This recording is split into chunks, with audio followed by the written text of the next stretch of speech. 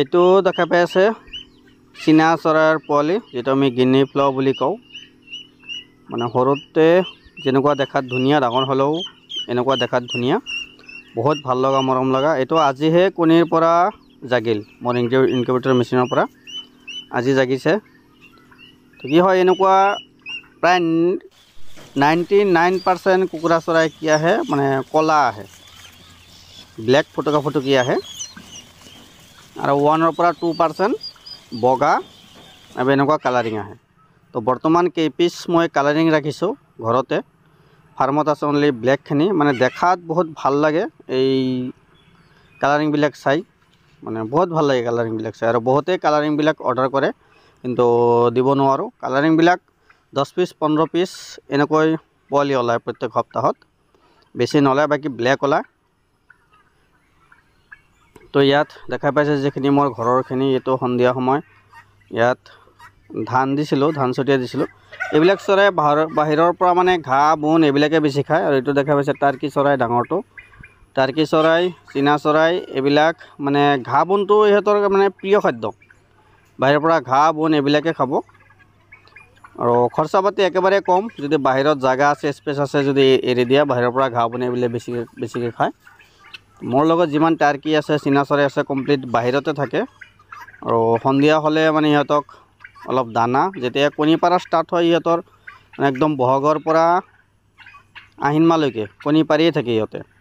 সেই সময়ত আমি ইহঁতক অলপ লেয়াৰ ফিড দিওঁ। লেয়াৰ ফিডটো দিলে কণীৰ সংখ্যাটো অলপ বেছিকৈ পাৰে। আৰু উমনিও লয়, সিহঁতে নিজে উমনি লয়, টাৰ্কিও নিজে উমনি লয়, আৰু চীনা চৰাই নিজে উমনি লয়।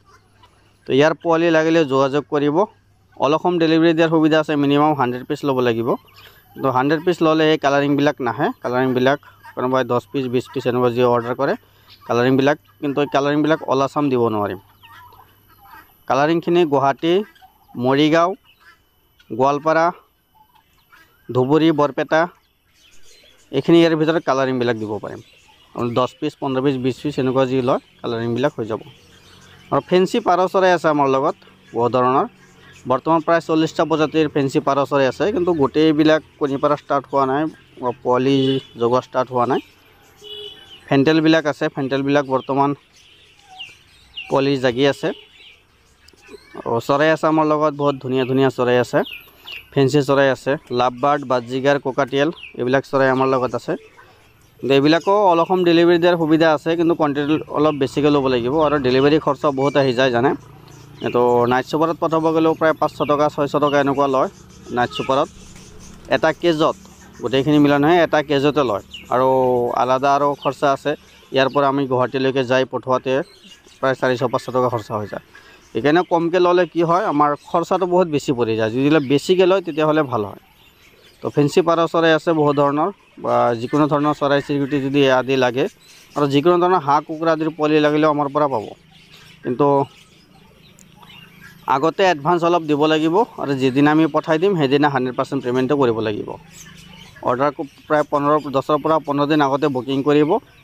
বুকিং কৰাৰ সময়ত এডভান্স অলপ দিব, আৰু যেতিয়া পঠাই দিম তেতিয়া 100% পে'মেণ্টটো কৰিব। তো আজিৰ ভিডিঅ' এইখিনি, ধন্যবাদ।